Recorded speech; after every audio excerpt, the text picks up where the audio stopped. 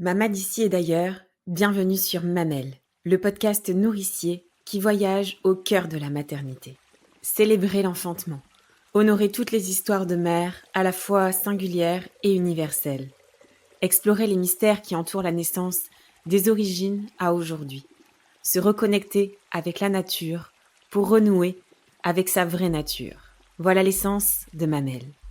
Je m'appelle Marion et j'ai créé cet espace pour te faire connaître cette vision à la fois avant-gardiste tout autant qu'ancestrale de la maternité. Ici, tu voyageras à travers les témoignages de mamans venues des quatre coins du monde qui te transmettront leur histoire de femmes et de mères, mais aussi leurs us et coutumes afférentes à la maternité. Mamelle se veut être un podcast qui renoue avec notre instinct primaire, primitif, animal, la femme sauvage qui sommeille en toi et qui reprend ses droits et sa place dans la nature et en connexion totale avec elle. Se nourrir, se ressourcer, accueillir ce qui est pour révéler toute cette puissance intérieure que tu as en toi. Ma mission première est de te proposer des épisodes authentiques dont le but est de nourrir, fortifier ta maternité par la curiosité. Ouvrir son regard sur la maternité, sa maternité, c'est se donner la liberté de penser sa maternité autrement, différemment, et d'être alors en capacité pleine et entière de créer sa propre maternité. Aujourd'hui, c'est Marine que je reçois dans mon espace. Marine est la gagnante du concours de la Fête des Mères 2024, co-organisé avec Ma Parenthèse Lactée. Une rencontre merveilleuse, non sans hasard, sur cette femme et cette maman inspirante. Marine viendra vous parler de ses deux naissances de maman dans une première partie, avec notamment un deuxième accouchement traumatique pour elle, mais elle vous expliquera comment elle a guéri de cette séparation avec sa fille à travers une aide thérapeutique. Enfin, Marine vous parlera de son implication dans une association d'allaitement, mais également dans son projet Bibliotexeur, qui permet de livrer aux parents des références de livres dédiés aux enfants basés sur la bienveillance et l'inclusion. Je vous laisse tout de suite découvrir ce merveilleux épisode avec Marine. Bonjour Marine. Bonjour Marion.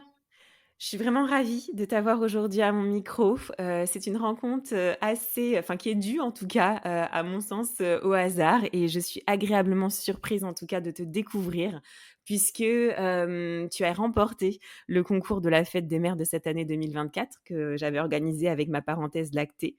Et donc c'est comme ça en tout cas qu'on s'est rencontrés.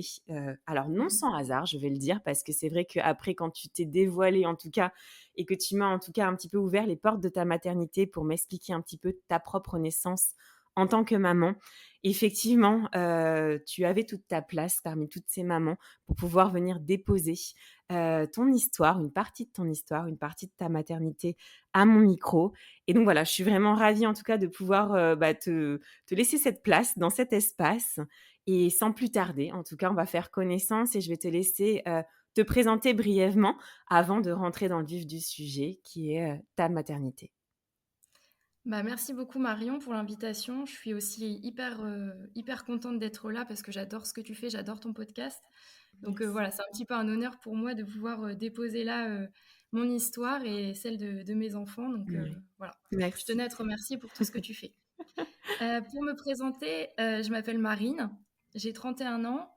Je suis historienne de formation et on verra dans la suite de l'épisode que ça compte un petit peu sur mon parcours. J'habite en Normandie et je suis maman de 2 enfants qui sont nés en 2020 et en 2023 et je suis mariée. D'accord. Alors, pour le coup, cette naissance de maman, comment en tout cas elle est arrivée, cette première grossesse de ta première fille, est-ce que elle était attendue ou est-ce qu'elle est arrivée de manière inopinée dans votre vie? Alors de manière inopinée, complètement. Ouais. Après, voilà, j'ai toujours voulu avoir des enfants, mais j'avais jamais, avant de rencontrer mon amoureux, j'avais jamais vraiment planifié quelque chose où certaines personnes vont se donner un âge Mmh. auquel elles veulent devenir maman, etc. Moi, pas du tout. J'ai rencontré mon amoureux avec lequel ça a été hyper fluide assez vite. Et lui, par souci pour ma santé, m'a demandé si je voulais arrêter la pilule.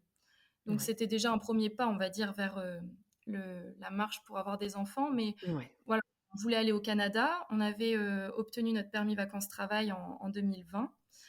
Et donc, c'était pas, voilà, on n'avait pas planifié une grossesse tout de suite. Et puis, dans ma famille, il y a ma cousine qui est tombée enceinte au printemps-été 2020. Et en fait, c'est une des personnes avec lesquelles j'ai grandi et ça a enlevé une barrière un peu. Je me suis dit, mais en fait, moi aussi, je peux devenir maman puisque ma cousine qui a le même âge que moi et avec laquelle j'ai grandi va devenir mère. Donc ça m'a vraiment fait un électrochoc. Ouais. Et finalement, je suis tombée enceinte en octobre 2020, donc quelques mois après elle, euh, par surprise. J'étais en week-end en famille et je me rappelle avoir dit à ma sœur, c'est bizarre, j'ai un retard de règles, est-ce que tu veux pas venir avec moi acheter des tests de grossesse? Donc elle était déjà dans la confidence, ma sœur, dès le début. Et j'ai laissé passer le week-end en famille. Et le mardi, je me souviens avoir fait un test de grossesse négatif. Mmh. Donc je me dis, bon, bah voilà, c'est juste un retard classique. Et en fait, je suis revenue à la poubelle 2 heures plus tard et j'ai vu 2 barres sur le test. Mmh. Donc je me suis dit, ah, est-ce que finalement, ce serait pas un léger positif? Ouais. J'en ai pas parlé tout de suite, il me semble, à mon mari. Mais je lui ai dit, je vais faire un test, je vais refaire un test parce que je suis pas, voilà, un test le mercredi. Donc c'était un 13 novembre, je m'en souviens, 13 novembre 2019. Mmh. Il y a beaucoup de 13 dans notre histoire, donc c'est pour ça que je me souviens de la Ah! date. Ouais. Et donc je fais ce test, lui était parti au travail très tôt. Et là, je reste devant le test pendant 10 minutes, quoi. Je me dis, je le jette pas à la poubelle au bout des 5 minutes. Mmh. Et une deuxième barre très ténue s'est affichée. Alors là, tout de suite, je lui ai envoyé un SMS, enfin même une photo en fait du test en lui disant, bah là, je crois que c'est positif. Ouais. Donc on a communiqué après, lui a regardé sur Internet, est-ce qu'une barre très fine, ça veut dire positif, enfin voilà. Mmh. Et j'avais la chance d'avoir une ordonnance pour un test sanguin. Ouais. Voilà, Prise donc de j'ai sang, pu aller ouais. le faire assez vite. Je me souviens que je suis allée à la fac donner cours, puisque j'étais enseignante à la fac à ce moment-là.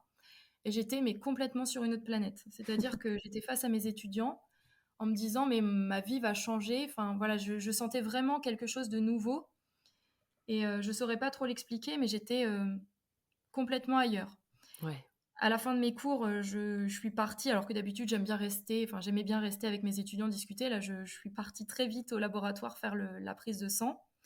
J'ai attendu que mon mari revienne de son travail et on a ouvert ensemble les résultats qui étaient positifs. Et là, bah, je ne saurais pas trop comment enfin, voilà, expliquer, mais c'était une avalanche d'émotions. Mon mari, Émotion, ouais. Mmh. il pleurait. Moi, j'étais mais complètement ailleurs encore, hyper contente. On se regardait complètement de façon béate, en souriant. Mmh. Et en fait, on s'est tout de suite dit, bon, bah, on va pas au Canada parce qu'on veut pas vivre une grossesse ailleurs, loin de nos familles, et encore moins une naissance. Mais on était hyper contents. Voilà, le Canada, ça nous tenait à cœur, mais en fait, ça, c'était tellement plus beau Ouais. que voilà, il n'y a même pas eu de question qui s'est imposée à nous. C'était, bah, on le garde, ce bébé, on est trop contents. Ouais. Et c'est vraiment une chose merveilleuse qui nous arrive. Et j'ai appelé tout de suite mes parents. Ouais. Euh, Ma mère s'en doutait un peu. Et puis après, j'ai appelé ma sœur qui hurlait dans le téléphone de joie. On est assez proches avec ma sœur, enfin, on est même très Ouais. proches. Donc voilà, j'ai pas gardé de secret longtemps pour mes parents et pour ma sœur. J'ai attendu un peu pour mes amis et le reste de la famille parce que voilà, j'avais déjà prévenu les personnes les plus proches selon moi. Ouais. Mais, euh, mais après, voilà, la grossesse a suivi son cours et j'ai mis tout le monde au courant. Et voilà, c'était un super moment. En tout cas, ce test sanguin positif, Cette c'était un annonce, soir et c'était ouais. vraiment une Ouais. soirée magnifique, quoi. Alors justement sur cette grossesse, comment elle s'est passée? Est-ce que tu avais des appréhensions particulières ou pas? Est-ce que tu as eu un accompagnement particulier ou est-ce que tu as suivi le protocole, médical, lambda en maternité?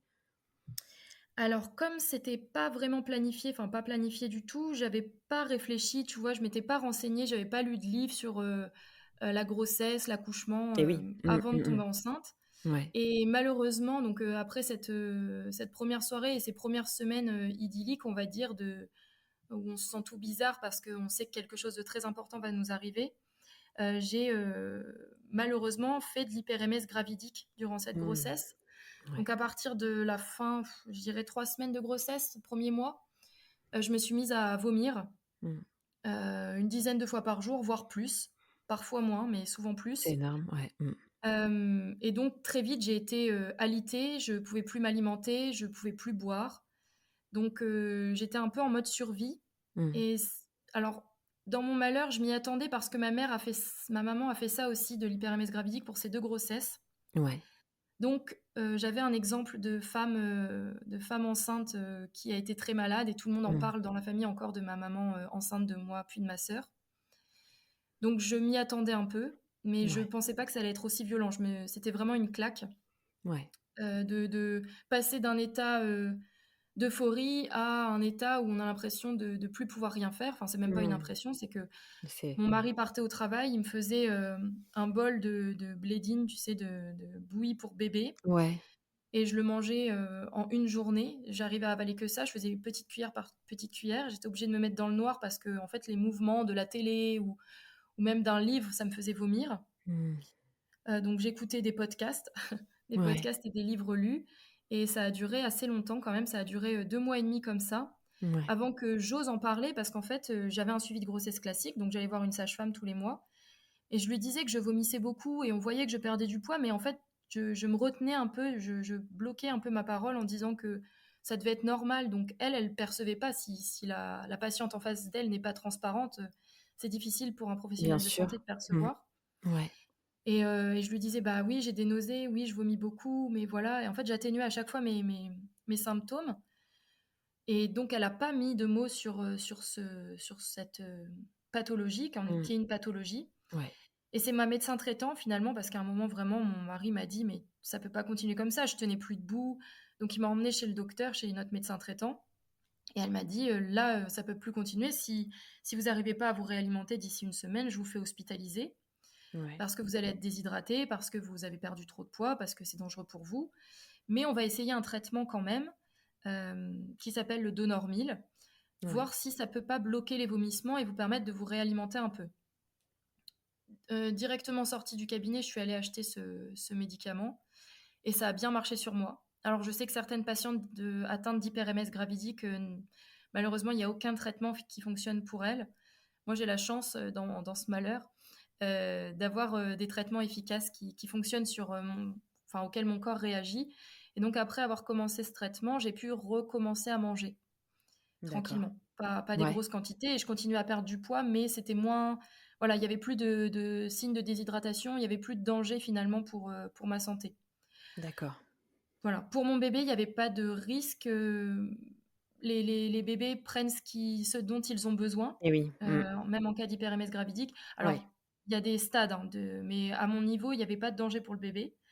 Les vomissements m'ont pas créé trop de contractions, parce que c'est un des risques aussi de cette maladie-là. Exactement. Oui. Ouais, ouais. Donc, moi, finalement, je m'en suis à peu près bien sortie, même si mentalement, c'est une période vraiment pas cool.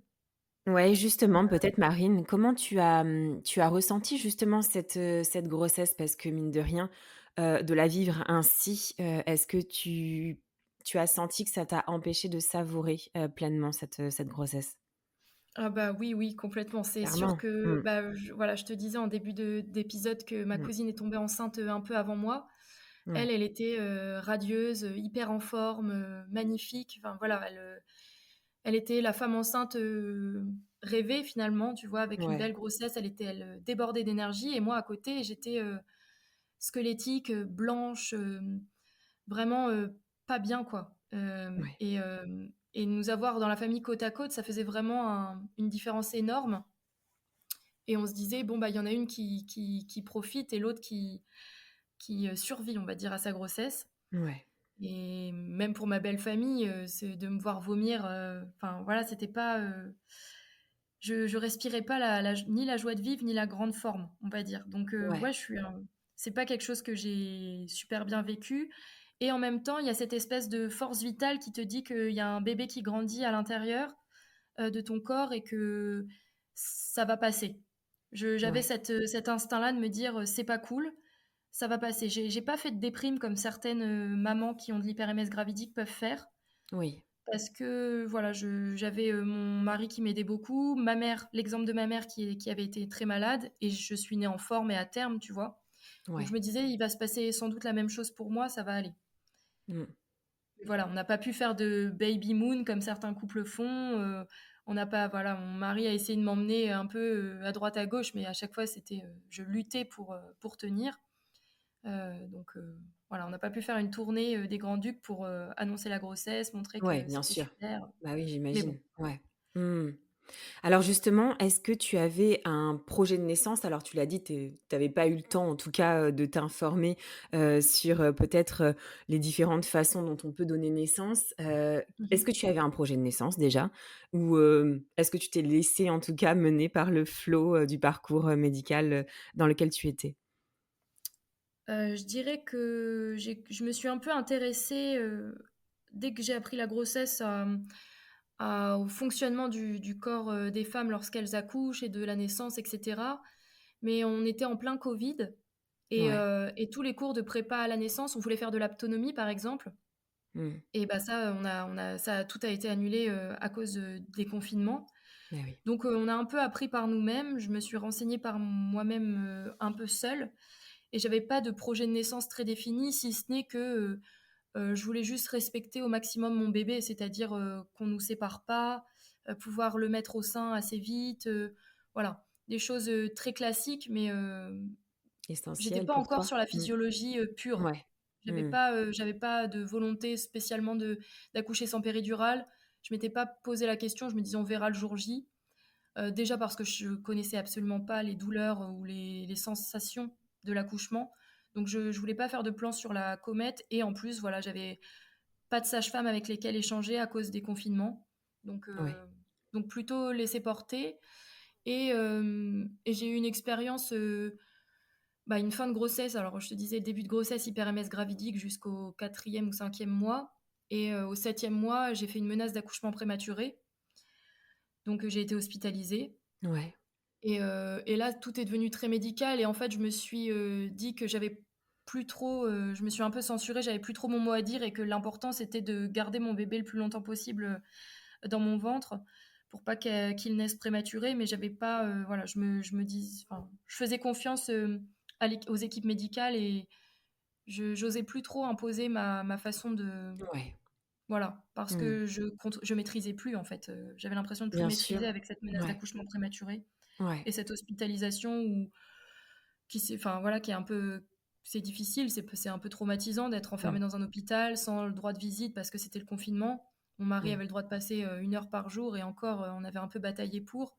Bah oui, je me doute. Mmh mh. Je leur avais dit, franchement, je peux pas tenir si je suis toute seule avec cette angoisse d'accoucher prématurément.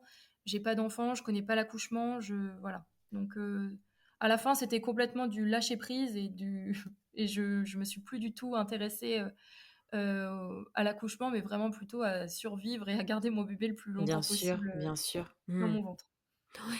Alors justement, peut-être, tu peux nous décrire comment, s'est passée cette rencontre, Ouais. avec ta fille? Ouais. Alors, petite note positive quand même, parce que c'est vrai que là, la grossesse que je décris est pas, est loin d'être idyllique. Mais par contre, mon accouchement, ce premier accouchement a été vraiment super magique, Mmh. vraiment exceptionnel. Donc, j'étais hospitalisée à domicile, donc j'avais une sage-femme qui venait. Puis le terme est passé, donc j'ai pu me relever et vaquer à mes occupations. Et finalement, mon bébé est arrivé à plus de 39 semaines, donc vraiment à terme, aucun problème. Ouais. Je me souviens c'était une belle matinée de juillet, il faisait super beau. J'ai eu une première contraction vers 11 heures. Et très vite, les contractions se sont accélérées. J'ai dû aller m'allonger dans le canapé chez mes parents. J'étais chez mes parents, je voulais accoucher chez mes parents, j'ai oublié de te le dire tout à l'heure, mais D'accord. j'avais envie d'être entourée. On Ouais. me dit qu'il faut un village, mais tu vois, j'avais pas de projet de naissance particulier, mais par contre, j'avais envie d'avoir mon village. Ouais, tu avais ce J'étais chez besoin-là. mes Mmh. parents. Il y Ouais. avait ma famille, il y avait ma sœur, il y avait des amis de mes parents. Voilà, c'est une maison très ouverte et donc il y avait beaucoup de monde à la maison ce jour-là. Et au petit déjeuner, donc des premières contractions, je me suis allongée et j'ai demandé assez vite à mon mari d'appeler la maternité parce que voilà, je sentais que les contractions étaient assez proches. Et comme il y avait eu cette menace d'accouchement prématuré, c'est que mon bébé était déjà assez bas et mon col un peu ouvert. Donc voilà, je voulais pas prendre de risques et j'étais pas du tout sur un accouchement à domicile non assisté ou autre. Donc Ouais. c'était pas dans mes volontés. Bien sûr, Et mon ouais. mari appelle la maternité et la maternité lui répond bah venez puisque effectivement voilà on voit le dossier de la patiente, venez avec elle si ça vous convient. Donc on est parti. Je me rappelle brièvement, enfin vaguement du chemin en voiture où moi j'étais dans ma bulle à essayer de me concentrer pour limiter les douleurs des contractions. Je me Ouais. souviens avoir dit à ma mère, je vais jamais y arriver. Et ma mère, qui est très douce d'habitude, elle m'a donné une tape sur l'épaule. Elle m'a dit, mais si, ça va aller, tu vas le faire, tu vas y arriver. C'est Ouais. la première fois que je la voyais aussi encourageante, on va dire. Enfin, elle Ouais. est très, très douce, très calme. Et là, vraiment, elle m'a secouée en me disant, mais si, tu vas y arriver. Ça, je m'en Ouais. souviendrai toujours, je pense. Et mon mari qui commentait la route, oh, un chevreuil. Et j'avais envie de lui dire, mais euh, je Bon, il suis pas passait là son à stress regarder les peut-être? chevreuils, en fait. On n'était pas du tout dans le même monde, c'était dingue. Ouais. Lui conduisait, il faisait beau, je sais pas ce qu'il se disait à ce moment-là, mais moi j'étais juste en train d'essayer de limiter les douleurs en acceptant les vagues les unes après les autres. Et on Ouais. arrive à la maternité donc à 12h30, donc ça fait 1h30 après la première contraction. Et là, on m'ausculte et on me dit: «Bon, bah, vous êtes déjà à 10, on va en salle de naissance tout de suite». Et j'arrivais pas à gérer, j'arrivais pas à me détendre. Je me rappelle que je me disais: «C'est terrible comme douleur, c'est». Alors déjà, l'idée de faire sans péridurale me paraissait impossible. Et la sage-femme me dit, bah, vous êtes à 10, donc on va pas faire de péridurale. Et, euh, et donc là, je me suis dit, bon, il faut que je me mette en mode pilote automatique. Enfin, je me rappelle, j'arrivais même plus à parler, à répondre à ce qu'on me disait. Et comme la poche des os n'était pas percée et elle voyait que j'étais très douloureuse, la sage-femme, elle a quand même demandé, mais est-ce que vous voulez qu'on appelle l'anesthésiste et qu'on voit? Et j'arrivais pas à répondre. Et c'est mon mari qui a pris la décision. Il a dit, bah oui, appelez-le. Parce qu'on avait essayé le gaz avant, je sais pas comment ça s'appelle, mais un gaz, et ça m'avait absolument pas détendu. Je me rappelle Ouais. que j'aspirais sur le masque comme une malade, ça me faisait absolument rien. Rien. Ouais. Bon, je sais pas si ça marche sur certaines mamans, mais en tout cas, ici, ça n'a rien Toi, ça fait. n'a pas fonctionné.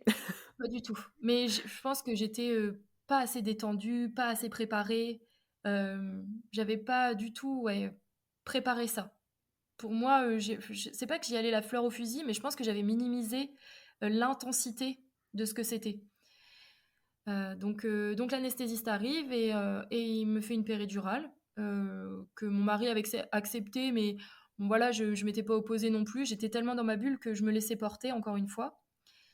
Et la péridurale a fait effet, elle n'était pas trop dosée, mais elle a quand même permis de me détendre. Et la sage-femme, à un moment, m'a dit, bon, bah, si vous êtes prête, on y va, je perce la poche des os. Là, avec du recul, c'est absolument pas ce que j'aurais souhaité si je devais réaccoucher là d'un troisième enfant. Et pour ma deuxième, d'ailleurs, j'avais euh, j'avais préparé ça. Mais bon, Ouais. c'était comme ça. Elle a percé la poche des os et ma fille est sortie de poussée. Enfin, elle était vraiment prête à sortir. Ouais. Et j'ai pas eu mal. Et j'ai pas eu voilà, d'épisiotomie ou autre. Donc finalement, c'était un accouchement enfin, très rapide. Elle est née à 15h. 15h18, donc ça fait 4h18 après la première contraction, donc c'est quand même très très rapide, c'est que pour un Ouais. premier c'est super. Oui, C'est c'est pour ça que je vrai. dis que c'est un accouchement vraiment, vraiment chouette parce que Ouais. la péridurale a fait effet, j'ai pas eu d'effet secondaire et j'ai quand même senti ma fille sortir. Et en même temps, voilà, j'ai plus eu mal et donc c'était quand même un bel accouchement. Quand elle est sortie, on a découvert que c'était une fille puisque c'était quelque chose qu'on voulait pas savoir. On n'a pas demandé le sexe de notre bébé pour les deux grossesses d'ailleurs. Ouais. Donc, et quand je l'ai vue, enfin, voilà, c'est la sage-femme qui l'a attrapée et qui me l'a posée dessus. Et là, je me rappelle de cette émotion où j'ai dit, mais elle est magnifique.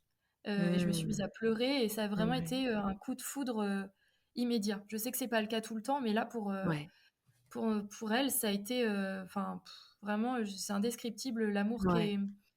que j'ai ressenti à ce moment-là et la beauté en fait de ce bébé, c'est que pourtant c'est un bébé qui vient de sortir, qui vient Mmh. de naître, Ouais. mais pour moi elle était mais magnifique. Magnifique. Ouais. Et je revois les photos et je me dis oui bah voilà c'était un bébé qui vient de naître donc voilà tout fripé, Et plein de pour autant matière, plein de ouais, vernix, ouais. de sang, Mmh. mais oh, Ouais. qu'est-ce qu'elle était belle, tu vois, c'était vraiment pouf, Mmh. indescriptible. Donc une magnifique rencontre et très vite elle a cherché à téter, donc on Ouais. l'a mise au sein.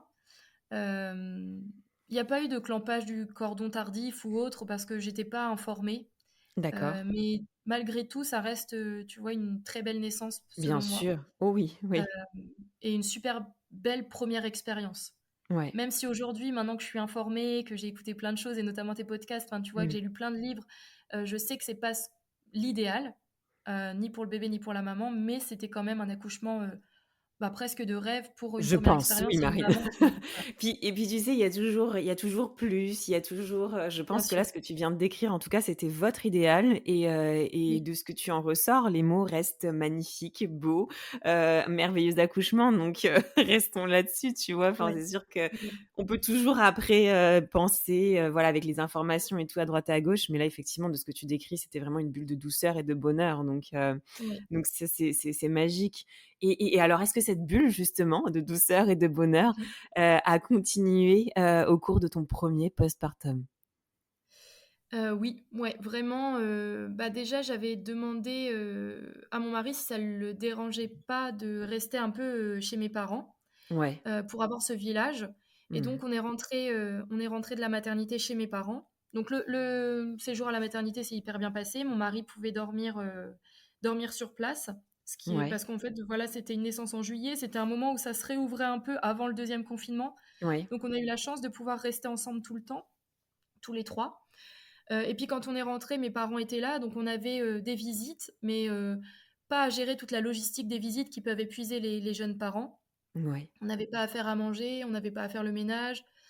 Et puis si j'avais envie de faire à manger parce que j'aime faire la cuisine, bah, c'était, ma mère ou mon mari ou mon père ou ma sœur qui s'occupaient de notre fille. Oui, il Voilà, y avait un relais. Mmh. c'était hyper facile. Voilà, il y avait un relais, il y avait ce village, Mmh. hem et c'était, un très beau début de postpartum. Vraiment, il faisait beau, c'était l'été, on était tout le temps dehors. L'allaitement s'est super bien passé et super bien lancé, en fait. Tant mieux. On était dans une bulle géniale, vraiment. Et puis quand on est rentré chez nous avec mon mari, à cette époque-là, on habitait à côté de chez mes beaux-parents, donc en fait, le village s'est un peu étendu aussi. On a continué à avoir du soutien. Ouais. Et puis, dans notre, enfin voilà, l'année 2020 pour certains, elle a été terrible à cause du Covid. Nous, on a eu de la chance, malgré les cours de prépa à la naissance manqués. Après, on a eu le deuxième confinement, ce qui fait que j'ai pu reprendre le travail, mais en télétravail. Donc, je donnais cours à la fac toujours. J'ai dû Ouais. faire 2 semaines en présentiel où j'ai dû laisser ma fille chez une nounou. Et après, en fait, les facs ont fermé jusqu'à la fin de l'année universitaire, donc jusqu'en juin. Donc, j'ai été en visio avec mes étudiants toute la fin d'année. Donc, j'étais avec ma fille tout le temps, en fait. Je la laissais juste pour mes heures de cours. Je préparais mes cours, elle était au sein sur le coussin d'allaitement pendant que je tapais mes cours et que je faisais mes Ouais. recherches. Ouais. Enfin voilà, elle était, très souvent avec moi et je la laissais Ouais. quelques heures seulement par semaine à une nounou, donc c'était vraiment hyper confortable pour un postpartum. Voilà, on était tous les 3 tout le temps, mon mari était en télétravail aussi. On Ouais. faisait Vous des avez promenades créé et pendant l'heure conservé qui ce nous cocon. était allouée. Ouais. Voilà, c'est ça. Franchement, c'était un Mmh. super postpartum, vraiment merveilleux. Et c'est beau, hein, parce que pour le premier, c'est vrai que c'est souvent au deuxième qu'on entend ce genre de discours parce qu'effectivement, on apprend aussi du premier et puis on s'informe davantage. Donc, vraiment ce que tu décris là, c'est assez magique, en tout cas, de le vivre ainsi pour un premier. Mmh. Alors peut-être, est-ce que tu pourrais nous dire comment effectivement cette deuxième grossesse est arrivée? Et est-ce que Mmh. tu l'as vécue, de la même manière que la première avec ses vomissements aussi? Donc pour notre deuxième bébé, j'ai été longtemps, vraiment exclusive avec ma fille à me dire, «En fait, on est bien tous les 3». Ouais. Et je Mmh. me rappelle que c'est à l'anniversaire de ses 2 ans où, je me suis dit: «Là, je ressens peut-être, comme, une envie d'un deuxième bébé pour nous déjà en tant que parents, mais aussi pour ma fille, pour avoir une sœur». Moi, j'ai la chance d'avoir une sœur avec laquelle, voilà, c'est ma meilleure amie, c'est une personne extrêmement importante pour moi, donc j'avais envie aussi d'offrir cette possibilité-là à notre première fille. Ouais. Et puis, voilà, le besoin peut-être, de pouponner à nouveau, Mmh. de revivre une belle expérience d'allaitement. Donc j'allaitais toujours ma fille, mais voilà, je sentais qu'on était prêts, en fait. Mon mari Ouais. était prêt depuis beaucoup plus longtemps que moi, mais Ah! moi, c'est Ouais. vraiment aux 2 ans de ma fille que j'ai eu envie d'un deuxième bébé. Ouais.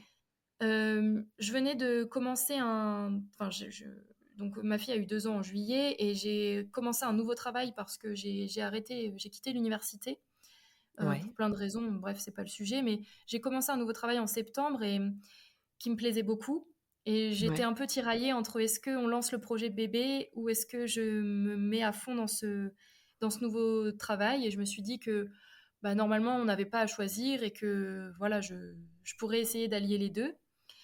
Ouais. Donc je suis tombée enceinte, hyper vite en novembre encore, ouais, fin octobre, début novembre pour cette deuxième grossesse. C'est arrivé, dès très vite, dès qu'on a dit: «Allez, c'est parti», donc on a eu beaucoup, beaucoup de chance, c'est super. Ouais. Et à nouveau, j'ai fait, de l'hyper-MS gravidique. Bah oui. Donc je me souviens avoir appris la grossesse fin novembre, début décembre. On a fait notre voyage, on s'était mariés dans l'année avec mon amoureux, donc on faisait Ouais. notre voyage de noces, en décembre. On est parti avec, notre fille, en Suède-Finlande, en Laponie, en fait, pendant l'hiver. Ouais. Et les nausées ont commencé à la fin du voyage de noces. Je commençais à avoir des nausées pendant, et le premier vomissement a vraiment eu lieu, le jour du retour, sur l'autoroute. J'ai dit à mon mari: «Arrête-toi». Il m'a dit: «Je ne peux pas, on est sur l'autoroute». Donc j'ai ouvert la fenêtre et j'ai vomi, Oh et purée. là j'ai dit à Samuel, donc mon mari, je lui ai dit: «Ça y est, ça recommence, enfin c'est Ouais. parti». Mmh. Je m'y étais préparée parce que c'est très rare de faire de l'hyper-MS gravidique pour une grossesse et pas pour les suivantes. Ouais. Donc Mmh. je le savais. Mmh. Et par contre, je me suis dit: «Là, ça va être compliqué avec le travail parce que si je suis déjà arrêtée alors que j'ai commencé Ouais. en septembre, voilà, ça va être, difficile».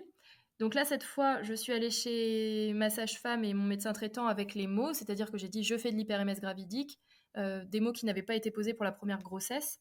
Ouais. Et ma médecin traitant, donc encore elle, toujours elle, m'a dit: «Ah mais je vous avais mis sous Donormil pour votre première grossesse. Maintenant, il y a un médicament qui vient du Canada qui est arrivé, entre-temps, qui Ouais. s'appelle le Cariban. C'est pas remboursé par la sécurité sociale, mais ça marche bien et ça shoot un peu moins que le Donormil». Parce que le problème du Donormil, c'est que, à partir du moment où j'en ai pris, je pouvais même plus aller donner cours. Enfin voilà, on peut Bien pas sûr. conduire, Ouais. ça Ouais. endort. Et puis surtout quand on n'est pas habitué à en prendre, moi je prends pas beaucoup de médicaments, donc encore moins des médicaments qui peuvent, shooter un peu. Donc j'étais Mmh. hyper réceptive et je m'endormais, dans la demi-heure. Ouais. Donc le Cariban, malgré, le coût, parce que c'est vraiment un coût, je pense que pour des mamans qui ont une situation financière un peu précaire, c'est super dommage que ce soit pas remboursé par la sécurité sociale parce que ça Ouais. marche bien. Mais c'est quand Ouais. même, je sais pas, pour cette grossesse-là, j'ai dû en avoir pour 500 € quand même de Ah ouais, quand Cariban. même. Mmh. Ouais, Donc c'est un c'est pas budget, quoi. négligeable, Mmh. mais ça sauve. Enfin voilà, ça m'a sauvée. Ouais. Bah J'ai pu oui. continuer à aller travailler, en adaptant un peu, c'est-à-dire que j'ai demandé un peu plus de télétravail. Ouais. Heu, J'avais de la nourriture, constamment sur mon bureau. Donc au début, mes collègues, avant que j'annonce ma grossesse, se disaient: «Mais qu'est-ce qu'elle fait?» Enfin, parce que je mangeais des bouchées toutes les 10 minutes parce qu'il Ouais. faut garder un peu de nourriture dans l'estomac pour limiter les nausées. Donc Mmh. j'avais toujours des nausées, j'avais toujours des sensations de vomissement, mais enfin, je ne vomissais pas avec le Cariban. C'est-à-dire que j'avais des hauts de cœur pendant 20 minutes le matin, ce qui faisait beaucoup rire ma fille. Elle disait: «Oh maman, elle fait le dragon». Ouais. Mais finalement, je vomissais pas. Donc j'ai perdu du poids, mais moins que pour la première grossesse. Et j'ai pu continuer à travailler, heu, sous couvert de mon amoureux qui était, là pour tout faire à la maison. C'est-à-dire que je faisais plus rien parce que je Ouais. rentrais du travail, je m'effondrais à 19h, 20h, je dormais. Ouais. Donc c'est lui qui gérait ma fille, c'est lui qui gérait la maison, voilà. Et moi j'allais travailler, je rentrais, je dormais. D'accord. C'est à ce moment-là que j'ai arrêté d'allaiter ma fille malheureusement parce que j'étais trop fatiguée. Ouais. Elle avait 2 ans et demi et bon, elle était assez grande pour qu'on discute.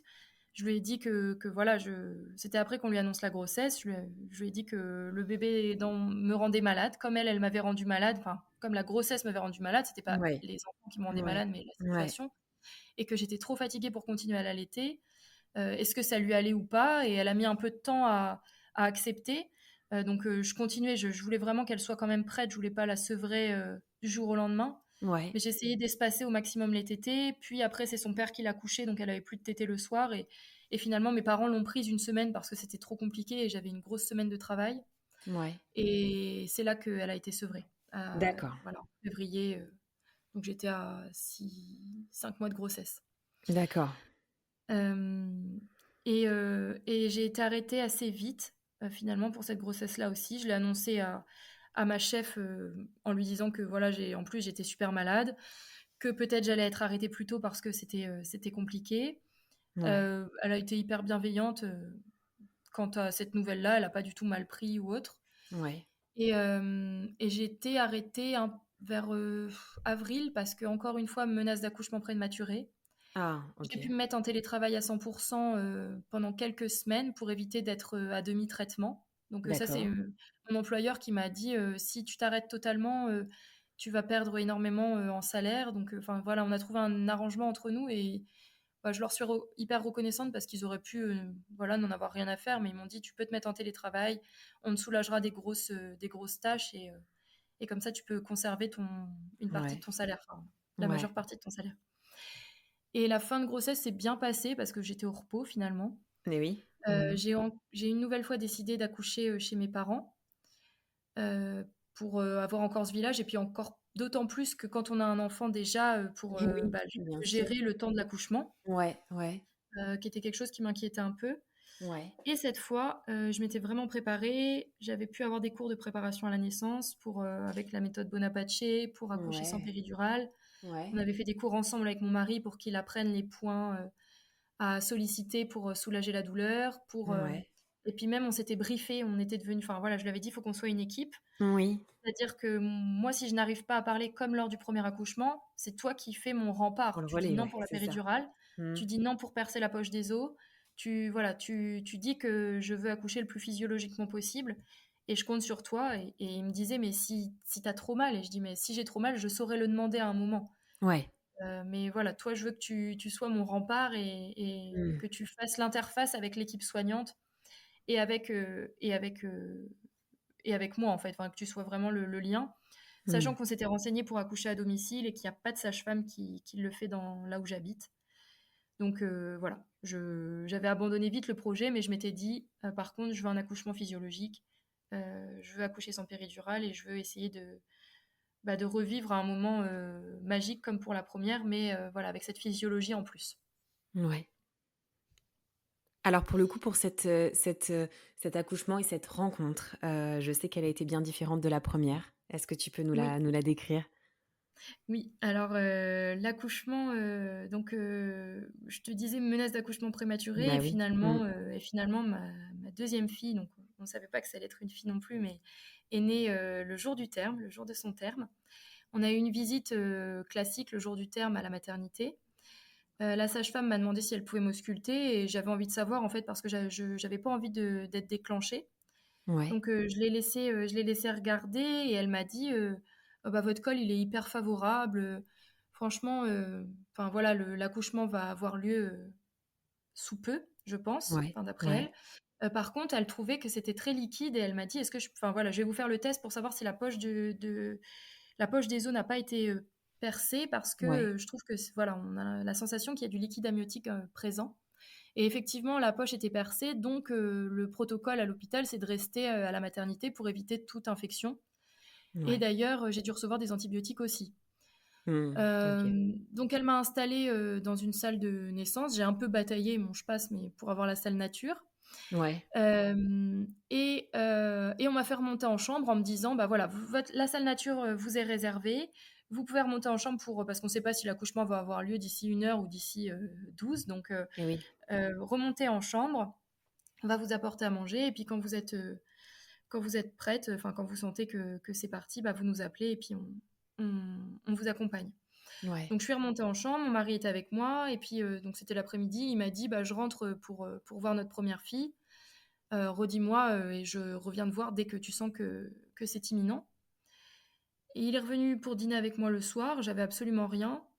Et j'avais hyper envie de sucre, mais on n'avait rien. Donc je lui ai dit, est-ce que tu peux pas aller me chercher une glace, s'il te plaît, voilà. Ouais. Et donc il va me chercher une glace. Et là, je commence à avoir des contractions et j'ai la capture d'écran des échanges encore. Je lui dis, là, ça commence à piquer un peu. Et est-ce que tu peux revenir parce que je sens que je commence à avoir des contractions. Il est Ouais. revenu, j'ai eu le temps de manger ma glace. Et il était 22 heures à peu près. Et là, vraiment, ça s'est accéléré d'un coup. Et sur une contraction, peut-être 15 minutes après que je sente vraiment des contractions très douloureuses, la poche des os se rompt d'elle-même dans la chambre. Et je dis à mon mari, bah, appelle les infirmières parce que je sentais que ça poussait. Donc Ouais. j'essaie d'enlever mon short parce que j'étais habillée. Donc c'est mon mari qui m'aide, il appelle les sages-femmes. Et là, en fait, les sages-femmes débarquent dans la chambre et commencent un peu à paniquer parce qu'on n'était pas du tout en salle de naissance, que je pense que voilà, il y avait du liquide par terre, qu'elles voyaient que j'étais en plein travail. Et en fait, je me rappelle d'une voix derrière moi qui dit mais vous inquiétez pas, c'est bon, ça va le faire. Dans son projet de naissance, de toute façon, elle veut un clampement tardif du cordon, elle veut accoucher de manière physio, elle veut pas de péridurale, donc vous inquiétez pas, ça va aller, elle peut accoucher ici. Et en fait, Ouais. je me suis retournée, j'ai vu, et c'était une copine à moi de primaire Ouais. qui était donc la sage-femme pour mon accouchement, et en fait, ça m'a mise hyper en confiance. Pourtant, c'est pas quelqu'un que je connais hyper bien, mais c'était un visage connu, et en fait, de l'entendre dire mon projet de naissance, c'est-à-dire qu'elle était avertie, qu'elle avait lu, je me suis dit, mais en fait, ça va bien se passer. Ouais. Et on a eu le temps quand même de descendre en salle de naissance, donc j'ai pu aller dans la salle nature. Elles m'ont descendu dans mon lit. Ouais. Euh, et je me souviens de l'accouchement s'est super bien passé. Et ça a été un peu long. Enfin, j'ai senti que la poussée était un peu longue. Et je me rappelle Ouais. sentir ma fille, enfin mon bébé, sortir, enfin s'avance, s'engager, puis remonter. Chose que j'avais absolument pas sentie pour mon premier accouchement.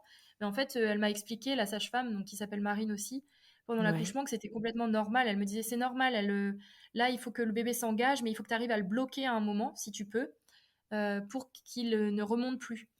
Et en fait, mon mari m'a dit que c'était impressionnant parce qu'on voyait vraiment la tête, et puis hop, elle repartait.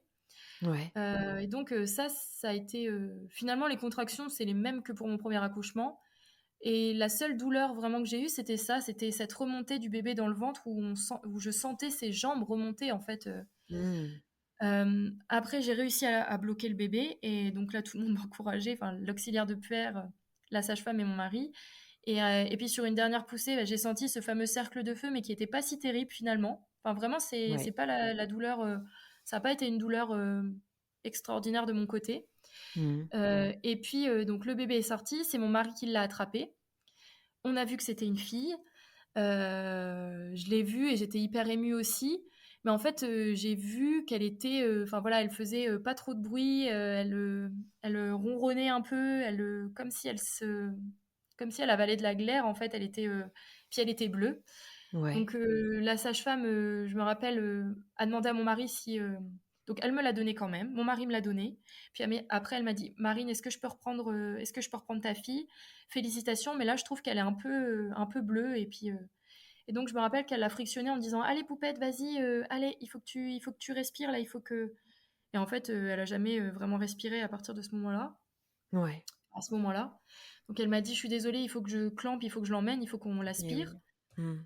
Donc, elle a coupé le cordon, elle l'a mise juste à côté et elle a essayé de l'aspirer, mais ça faisait pas... enfin, ça n'a pas amélioré, en fait, Son état? ni Ouais. sa couleur, ni sa Ouais. respiration. Ouais. Donc elle nous a dit, bah, là, il faut que je l'emmène, il faut qu'on lui mette un masque à oxygène. Et là, elle est partie avec mon mari, qui, je me rappelle, savait pas trop quoi faire. Et je lui ai dit, bah vas-y, va avec elle. Donc il est parti. Et là, je me suis retrouvée toute seule dans la chambre, avec les jambes qui tremblent parce que c'est quand même un effort. Mmh. Bah J'ai oui. accouché Mmh. à quatre pattes, donc enfin, je sentais que mes jambes avaient travaillé. Euh, et je me rappelle, enfin voilà, de la lumière hyper forte, tout en fait comme si la bulle, parce qu'on est vraiment dans une bulle quand on C'est accouche, ça, était percé, quoi. était rompue, Mmh. brisée quoi, et Mmh. que je me retrouvais Ouais. dans un univers hyper froid. J'avais Ouais. moi-même froid, j'étais fatiguée et je comprenais pas tout ce qui se passait. C'était le silence. Enfin voilà, c'était Ouais. très bizarre comme sensation. Mmh. Et peu de temps après, Marine, donc la sage-femme, est revenue voilà, pour la délivrance, pour que le placenta puisse sortir. Il n'y a pas eu de problème de ce côté-là. Elle était assez rassurante. Elle me disait, t'inquiète pas, y a pas de pronostic vital engagé. C'est juste que Ouais. elle a dû avaler un peu de liquide amniotique, ta petite, mais ça va aller, ça va aller. Ouais. Et, euh, et le pédiatre qui était là, c'était une période pour l'hôpital où j'ai accouché, malheureusement, un peu compliquée, où il n'y avait plus de pédiatre. Mmh. Et donc, c'était un pédiatre intérimaire qui était là et qui était exécrable, vraiment, que ce soit avec nous ou avec l'équipe médicale Ouais. sur place. Et en fait, donc, à un moment, Marine, donc la sage-femme, m'amène voir ma fille, une fois que la délivrance était faite, qu'elle avait vérifié qu'il n'y avait plus de soucis, nana. Elle m'amène en fauteuil pour que j'aille voir ma fille. Donc là, je la vois toute nue, avec sa petite couche, là, et puis branchée de partout. Mmh. Donc mais rose. Donc tu vois, à la fois, elle était branchée de partout, et puis sur le dos, étendue, donc ça fait bizarre, mais en même temps, elle était rose, elle avait plus la même couleur Ouais. qu'à l'accouchement, donc c'était quand même rassurant. Euh, et je me rappelle que c'était écrit, comme on lui avait pas donné de prénom encore, parce qu'on savait pas On savait pas si c'était une fille, un garçon, et puis qu'on avait plusieurs prénoms. En fait, on n'avait pas décidé. C'était écrit fille plus le nom de famille. Ouais, Donc ça faisait super bizarre. ouais. On a l'impression que c'était voilà un enfant. Enfin, c'était très bizarre. Mmh.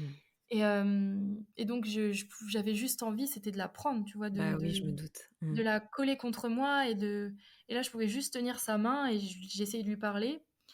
Et je voyais mon mari à côté qui était blanc, immobile, qui n'arrivait pas à dire un mot. Et en fait, j'ai appris après ce qui s'était passé, c'est-à-dire que le pédiatre avait dit il va falloir qu'on la transfère dans un service de néonat. Ouais. Et mon mari l'avait suivi dans le couloir. Il avait même pas pris trop la peine d'expliquer à mon mari, mais mon mari l'avait suivi dans le couloir pour essayer de lui demander pourquoi. Et il lui a dit, enfin, mon mari a dit, est-ce obligé de la transférer? Et le pédiatre a répondu, oui, si vous voulez la sevrer. Et en Mmh. fait, mon mari a compris, oui, si vous voulez la sauver. Alors que le D'accord. pédiatre, lui, Mais voulait oui. dire, si vous voulez la sevrer d'oxygène. Ouais. Donc ça n'a rien à voir, sauf que lui a compris la Incompréhension, ouais. Mmh. sauver. Mmh. Et il a été, à partir de ce moment-là, en état de choc jusqu'à ce qu'on arrive, enfin, jusqu'à ce que ma fille arrive au service de néonat de l'hôpital le plus proche, Ouais. qui est à 1 heure de route. Et en fait, enfin, je pense que lui, psychologiquement, ça a été un, ouais, un éboulement énorme, en fait, Ouais. puisqu'il n'avait pas eu les mêmes infos que moi. Moi, j'avais eu la Bien sage-femme sûr. hyper rassurante, Mmh. et lui avait eu ce pédiatre qui lui avait dit si vous voulez la sevrer, mais il avait compris sauver, donc Ouais. il n'était pas du tout Mmh. dans le même état d'esprit. J'imagine, ouais, l'impact, ouais. Ouais, ouais. Et donc les sages-femmes appellent l'hôpital de niveau 3 le plus proche, qui est OK enfin qui est OK, qui vient évidemment qui vient chercher notre fille dans un chariot de néonat. Donc je me rappelle que c'était un peu, enfin moi je comprenais rien. Clairement j'étais ailleurs. Il y a ce chariot qui est arrivé, enfin la médecin de l'hôpital de niveau 3 qui me dit est-ce que vous avez un habit à donner pour que votre bébé il ait votre odeur? Et moi, j'étais juste en débardeur et puis rien en bas puisque je venais d'accoucher. Enfin, j'avais juste des draps sur moi. Et donc, j'ai commencé à me déshabiller au milieu du couloir et à vouloir donner mon débardeur. Elle a dit non, non, non, mais vous mettez pas toute nue. Enfin, on va trouver autre chose. Et elle m'a sorti un petit bout de tissu pour que je le mette contre moi et que je lui redonne après. Mais en fait, voilà, c'était un peu apocalyptique. Il se passait plein de choses et en même temps, c'était très lent et froid. Enfin, c'était très bizarre. Ouais. Et donc, on a dit au revoir. Enfin, j'ai dit au revoir à ma fille. Parce qu'en fait, il n'y avait plus de place à l'hôpital pour m'y emmener, moi. Donc, on m'a dit que j'allais devoir passer la nuit à l'hôpital où j'avais accouché et que je pourrais la retrouver le lendemain. J'ai demandé à mon mari s'il était OK, enfin, s'il se sentait capable de suivre l'ambulance pour y aller, sachant qu'il était fatigué aussi. Il devait être 3 heures du matin, là, à ce moment-là. Et il l'a suivi. Donc, en fait, elle est arrivée vers 5 heures en néonat, mon mari était avec elle, et moi j'ai passé la nuit dans l'hôpital où j'ai accouché, et j'ai pu la retrouver que le lendemain à 13 heures. Ouais. Donc ça a été ouais, un peu la désillusion. Je tenais encore plus à cet allaitement qu'au premier parce que Ouais. j'avais eu l'expérience de ce premier allaitement qui avait été magique, Ouais. et qu'entre-temps j'avais été formée en allaitement grâce à une association dont je te parlerai peut-être tout à l'heure. Enfin, Oui. voilà, je connaissais encore plus les bienfaits de l'allaitement et pour la maman et pour le bébé.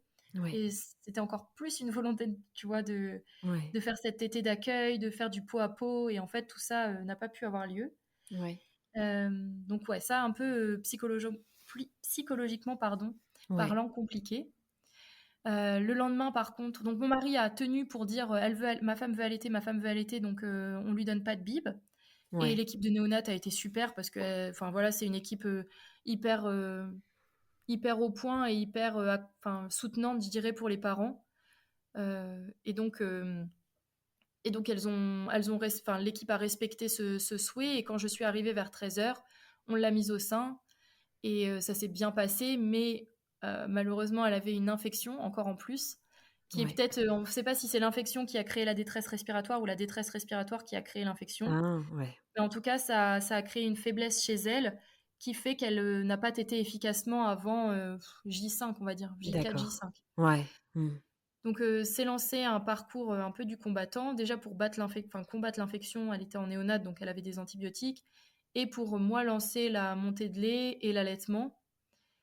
On a dû la compléter un petit peu. Et Ouais. grâce à une consultante en lactation qui était présente, et puis moi, à mes souhaits, on a pu la compléter avec le DAL, le petit tuyau Oui. là, Mmh. qu'on mettait soit quand elle était au sein, soit mon petit doigt plus le DAL, Ouais. pour qu'elle n'ait pas voilà, autre chose que Enfin, qu'elle ton n'ait pas lait. de biberon, en fait, voilà, Ouais. Mmh. qu'elle ait pas de confusion ou autre. Ouais. Et on a lancé un protocole. Alors, c'était assez éreintant. Déjà, il y a les émotions qui sont un peu. On était un peu à fleur de peau avec mon mari. J'imagine. Ouais.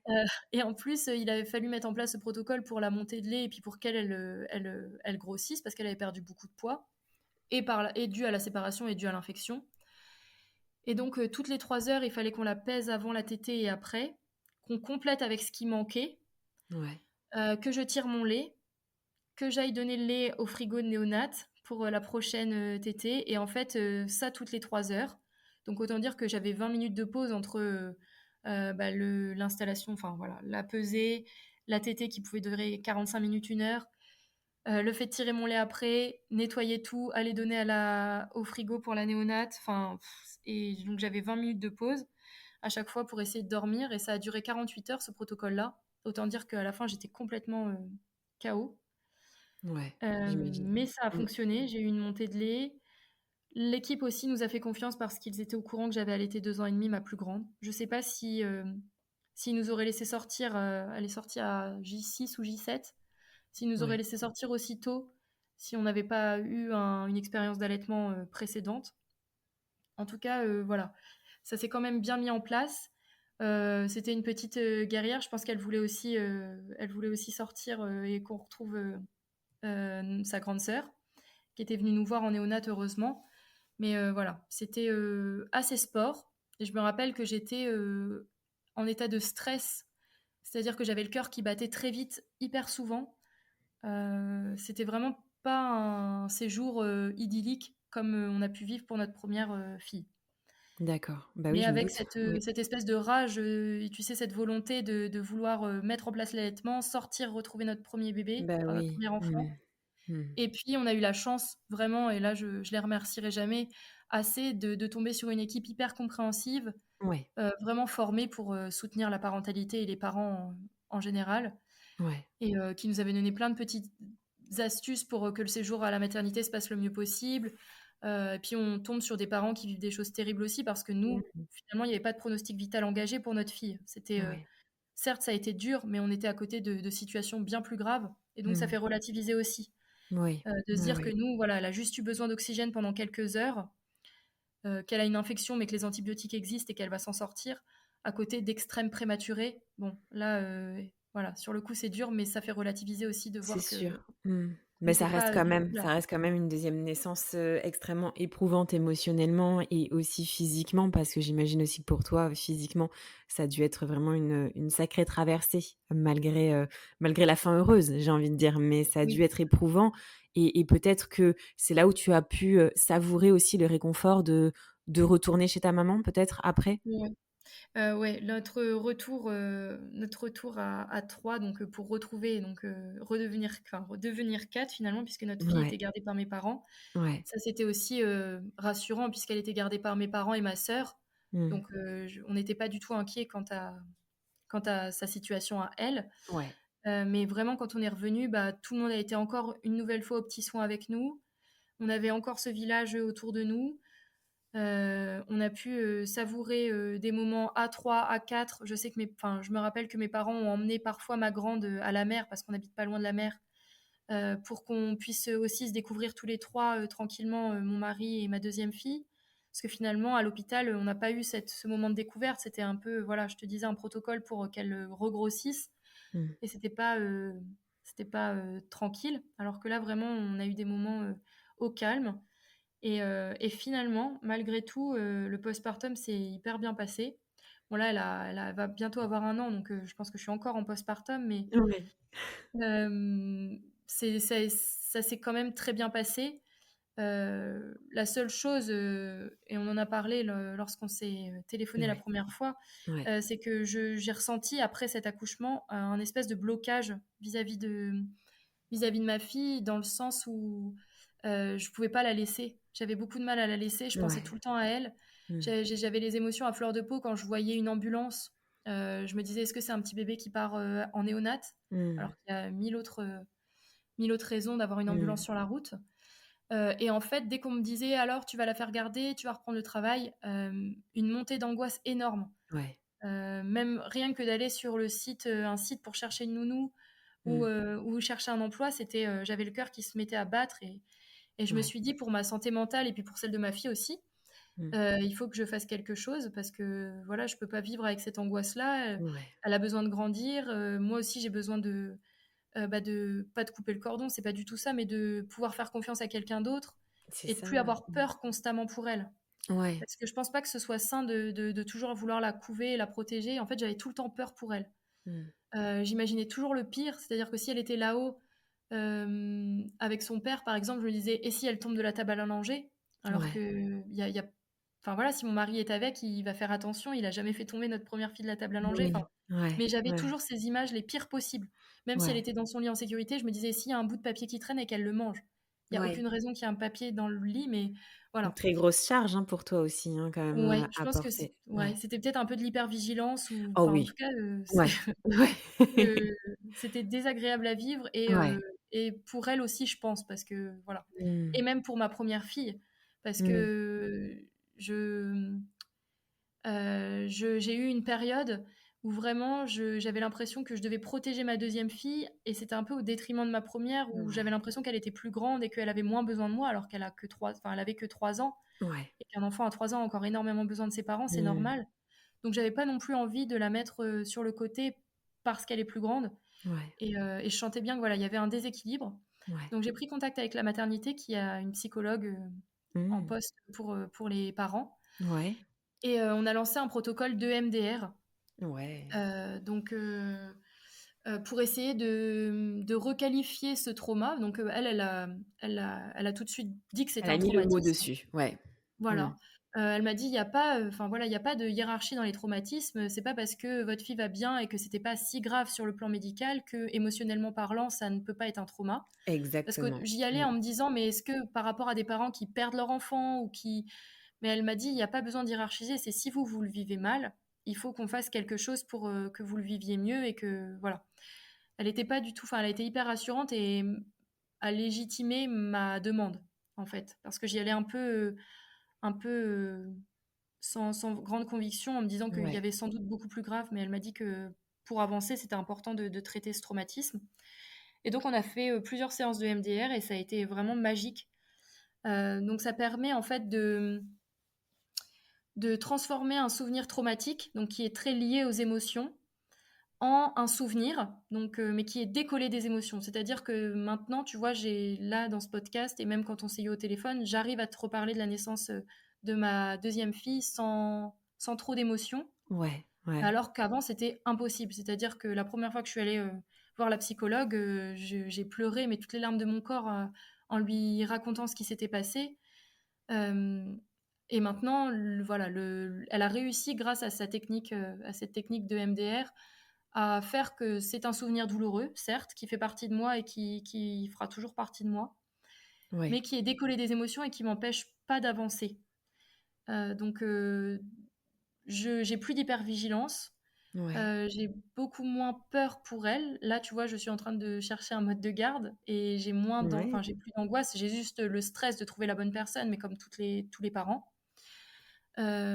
Et donc ça a été vraiment, magique et j'encourage, voilà, cet enregistrement aujourd'hui me permet de passer ce message. C'est que même si c'est un souvenir, qui paraît pas si grave ou enfin où la situation était, pas si grave, en fait, ça peut vraiment aider à débloquer des situations, le MDR ou même d'aller voir un psychologue ou une psychologue, pour déposer ce qu'on a à dire.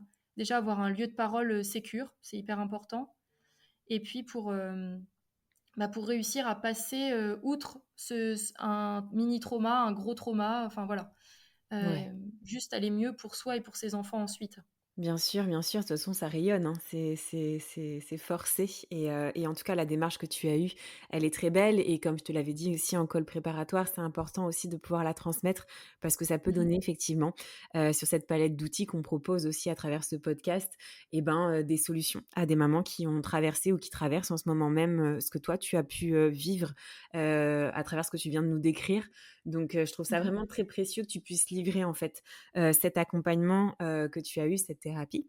Hem et de voir l'impact que ça a eu sur toi et aussi sur ta sphère, familiale. Donc ça vraiment ce sont des petites astuces qui sont très, très importantes et précieuses en tout cas, à transmettre et peut-être dans la continuité aussi, de cette transmission, d'informations, précieuses. Tu nous parlais tout à l'heure d'une association, Mmh. sur, l'allaitement qui accompagne en tout cas et qui soutient aussi l'allaitement. Est-ce que tu peux nous en dire 2 mots? Oui, alors, je pense que ça a été enfin voilà, ça s'entend sans doute dans mon témoignage, mais l'allaitement, ça fait vraiment partie de mes maternités, et de ma façon dont je suis mère, enfin de la façon dont je suis mère et j'ai pas eu du tout de problème d'allaitement pour notre première fille, mais je me suis rendu compte que, voilà, c'était un sujet, qui pouvait être très, hem comment dire? Qui ouvre le débat et qui est assez méconnu de certains professionnels de santé et qu'on a beaucoup de mamans qui disent, «Mais j'ai pas réussi à allaiter» et je me suis dit: «Mais pourquoi certaines y arrivent et d'autres pas?» et c'est comme ça que je me suis rapprochée d'une association, qui est en Seine-Maritime qui s'appelle Graines de parentalité, Ouais. qui soutient la parentalité en général avec, voilà, des ateliers de motricité libre, de portage, mais aussi et surtout l'allaitement. C'est une association qui existe depuis les années 80 et qui s'appelait SOS Allaitement 76 avant et donc j'ai voulu m'engager auprès de cette association-là pour, soutenir l'allaitement. Donc j'ai eu la chance d'intégrer l'association, après la naissance de ma f 1re. J'ai suivi une formation, en allaitement à l'école de puériculture, de Rouen. Et puis, j'ai intégré le bureau de cette association-là. Donc maintenant, je fais partie, prenante, de l'association et j'ai tenu pendant 1 an une permanence dans une clinique où je Ouais. recevais des mamans enceintes, des mamans, qui venaient d'avoir un bébé et ensemble, on discutait d'allaitement et et en fait, cette association-là, elle est hyper précieuse parce que déjà, ce sont des permanences soit en physique, soit par mail, soit par téléphone qui sont entièrement gratuites. Donc, Ouais. si on a une question sur l'allaitement, vous avez sous 24 heures une réponse si vous écrivez un mail ou si vous téléphonez, si vous laissez un message sur le répondeur. Aujourd'hui, Ouais. j'anime cette permanence téléphonique avec d'autres collègues, donc voilà, vous m'aurez peut-être au téléphone si vous Mmh. avez une question. Ouais. Et on est là pour aiguiller, c'est-à-dire qu'on n'est pas des consultantes en lactation, on Ouais. a les notions de base en allaitement, on se forme en continu, c'est-à-dire que tous les ans, on a des nouvelles formations. Mais par contre, si on sent un problème médical, on renvoie évidemment vers une consultante en lactation, vers un médecin, vers une personne diplômée pour vous accompagner. Mais ce dont on s'est rendu compte avec cette association-là, c'est surtout que les mamans, elles ont besoin d'un soutien aussi et de dire vous allez y arriver, vous êtes une bonne maman pour votre bébé, la meilleure d'ailleurs, et ça va aller. Et d'échanger entre mamans, ça aide beaucoup aussi. Et c'est ça qui est assez précieux dans cette association-là. Donc, moi, ça m'a permis d'agrandir mon village encore, puisque j'ai trouvé des collègues qui sont mamans, qui allaitent leurs enfants, qui ont les mêmes valeurs que moi en termes voilà, de maternité, de parentalité bienveillante, de tolérance, voilà, et d'accueillir en fait toutes les sortes d'éducation bienveillante. Enfin voilà, c'est vraiment un lieu d'accueil pour tous les parents, des Ouais. papas, des mamans, des enfants. Ouais. Et j'essaye aujourd'hui de développer cette association-là dans la Manche, puisque j'habite dans la Manche. Et on est en Ouais. train de voir pour ouvrir un café parent Trop là où bien. j'habite, dans la Ouais. maternité la plus proche. Donc ouais, c'est super parce que ça développe l'association et puis ça va permettre à d'autres parents d'un autre territoire, parce que là on était très actifs en Seine-Maritime et dans l'Eure, surtout en Seine-Maritime. Mais là ça permet voilà, d'avoir un autre département un peu plus couvert par nos actions. Ouais. Et voilà, c'est un sujet qui me tient hyper à cœur, l'allaitement. Donc je suis contente de pouvoir Merveilleux. Ouais. voilà, poursuivre Ouais, là-dessus. ouais. C'est merveilleux et peut-être aussi pour poursuivre aussi, cet engagement en tout cas qui est inné, en toi. Tu as un autre engagement aussi, à travers la création, Bibliothèque Sœur, Mmh. avec notamment, des lectures, que, vous proposez pour les enfants, des lectures bienveillantes et inclusives. Comment est né ce projet aussi? Et puis, peut-être l'origine aussi de cet engagement sur ces lectures, inclusives? Ouais, donc ça fait peu de temps, mais en fait, j'ai toujours eu envie de militer en faveur de l'égalité filles-garçons principalement, mais de la tolérance en général et de la diversité. Déjà, je te disais au début de l'épisode que je suis historienne de formation et j'ai toujours choisi des sujets de recherche, pour, essayer mettre au jour les invisibles, donc dans l'histoire, donc les femmes, les ouvriers, les peuples colonisés. Voilà, c'était ça les thématiques de recherche quand j'étais universitaire, mes thématiques de recherche. Et j'ai toujours été sensible aussi à, comment dire, au fait de nourrir son esprit comme on va nourrir son corps. C'est-à-dire que si on veut être en forme, c'est mon papa qui me disait ça toujours petite, si on veut être en forme, il faut nourrir son corps avec des bons aliments. Et oui, Et pour son esprit, c'est pareil. Si on totalement. veut être ouvert d'esprit, si on veut être tolérant, si on veut faire attention aux autres, si on veut favoriser le mieux vivre ensemble, il faut faire attention au contenu Bien sûr. enfin, voilà, avec lesquels on est en contact. Et donc, avec mes filles, donc je suis une grande lectrice, voilà, pour moi, Ouais. depuis que je suis toute petite. Mais avec mes filles, j'ai découvert la littérature jeunesse et le panel de choses qui existent dans ce domaine. Et il y a autant de choses merveilleuses que de choses un peu moins bien. Et donc, j'avais envie, avec Bibliothèque Sœur, de créer un compte Instagram qui permet d'avoir des ressources, des références, en fait, pour les parents qui sont sûrs en termes d'inclusion, d'égalité filles-garçons, Ouais. de diversité, d'éducation bienveillante. Et essayer d'éviter d'avoir des livres qui vont reproduire des schémas de Mmh. genre, qui Ouais. vont attribuer des rôles de sexe à des enfants alors qu'ils sont tout petits. Mmh. Voilà, parce que ça, on le voit dans les jouets. Énormément. Ouais. C'est vraiment une chose qui existe et qui a la peau dure. Et Ouais. mon dernier poste, en fait, j'avais comme mission de favoriser l'égalité filles-garçons, donc et l'inclusion au niveau du handicap pour tout ce qui Ouais. est orientation en Normandie. Ouais. Et donc, j'ai fait des recherches et j'ai travaillé et j'ai donné des cours à des futurs enseignants pour expliquer en fait tous les biais qui existent et tous les schémas qu'on reproduit sans s'en rendre compte. Mmh. Et voilà, je te donne un exemple très rapide, mais quand on offre un jouet à un enfant, on se rend compte qu'on va offrir aux filles des jouets d'imitation, donc des poupons, Ouais. des trucs pour faire la cuisine. Et en fait, ça va favoriser leur empathie et leur capacité donc, à imiter et à s'intégrer dans la vie familiale plus tard. Alors qu'aux petits garçons, on va offrir des Lego, des trucs de construction qui vont leur permettre de faire travailler leur esprit sur la représentation dans l'espace. Et c'est pour ça qu'on retrouve aujourd'hui beaucoup d'ingénieurs hommes. C'est pas du tout un cerveau. Enfin voilà, il a été prouvé par des neuroscientifiques que le cerveau est identique pour les hommes et pour les femmes. Mais par contre, si on le fait travailler d'une certaine manière, évidemment qu'il évolue.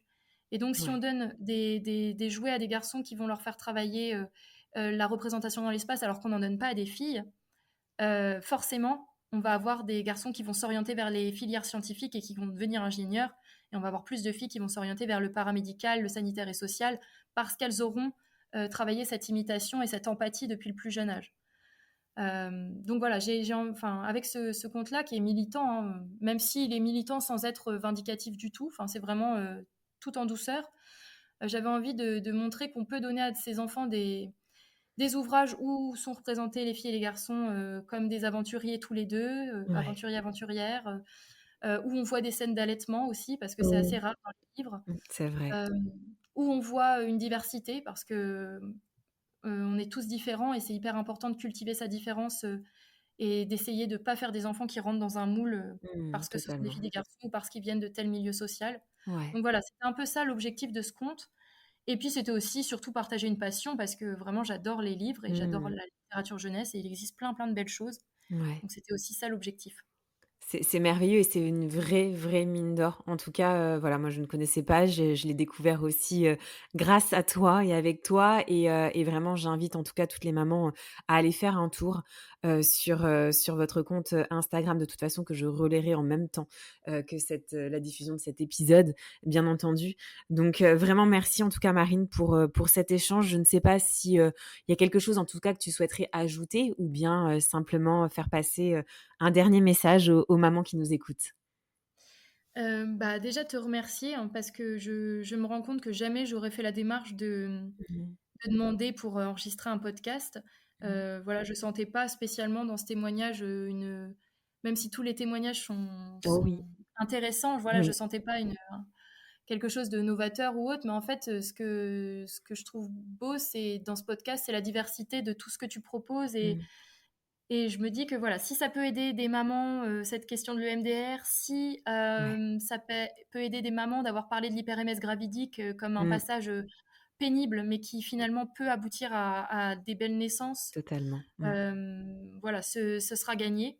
Et, Ouais, et voilà, je te remercie beaucoup pour ce que tu fais et je suis ravie d'avoir pu témoigner aujourd'hui en espérant que voilà, ça éveille chez certaines mamans c'est certain. des petites lumières ou des idées pour soit se faire accompagner, soit pour être rassurée, soit voilà.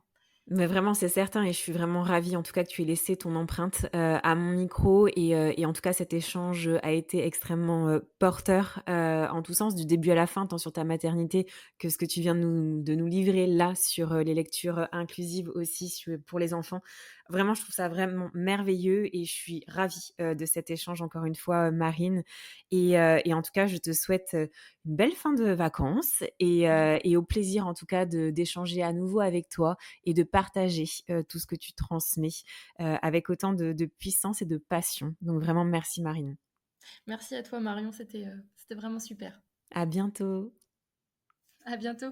Mama, merci pour ta fidélité et ton écoute si précieuse pour moi et toutes les mamas auditrices. Si tu as aimé cet épisode, n'hésite pas à t'abonner, commenter, liker mon podcast, mais aussi à t'abonner à mon compte Instagram Mamel le podcast pour y retrouver les moments phares des épisodes et bien plus. Mamel, c'est aussi un site internet, mamel.fr, où tu retrouveras des informations précises sur les différentes façons d'incarner sa maternité, mais aussi une boutique en ligne où tu pourras t'offrir ou offrir un coffret envoûtant, original, avec des trésors venus d'ici et d'ailleurs. Alors n'hésite pas à parler de Mamel autour de toi. Cet épisode est terminé. Je te dis à très vite pour un nouvel épisode, mais en attendant de se retrouver, maman n'oublie pas, ta maternité t'appartient. Elle est un univers aussi merveilleux que le monde à explorer.